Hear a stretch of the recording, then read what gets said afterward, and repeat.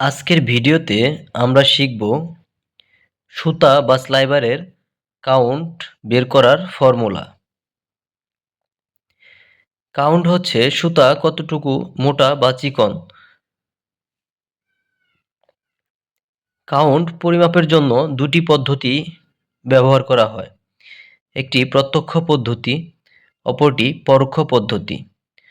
আমরা আজকে বের করব পরোক্ষ পদ্ধতিতে। পরোক্ষ পদ্ধতিতে কটন সুতার কাউন্ট অর্থাৎ ইংলিশ কাউন্ট বের করব।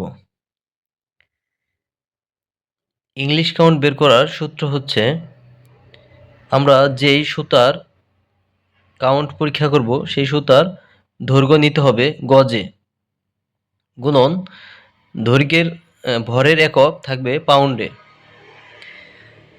আর দৈর্ঘ্যের একক 840 দিয়ে ভাগ দিতে হবে এবং সুতার ওজন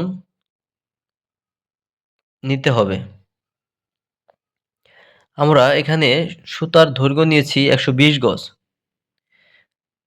ভরের একক পাউন্ড, 1 পাউন্ড, নিচে 840, সুতার ওজন হয়েছে 3.3 গ্রাম। যেহেতু গ্রামে আছে এই কারণে 453.6 দিয়ে ভাগ করে পাউন্ডে নেওয়া হলো। তাহলে ক্যালকুলেশনটি করলে আসে 120 গুণন 453.6 ভাগ 840 গুণন 3.3। তাহলে সুতার কাউন্ট আসে 20। অর্থাৎ সুতার দৈর্ঘ্য যদি 120 গজ হয় এবং সুতার ওজন যদি 3.3 গ্রাম হয়, তাহলে উক্ত সুতার কাউন্ট আসবে 20।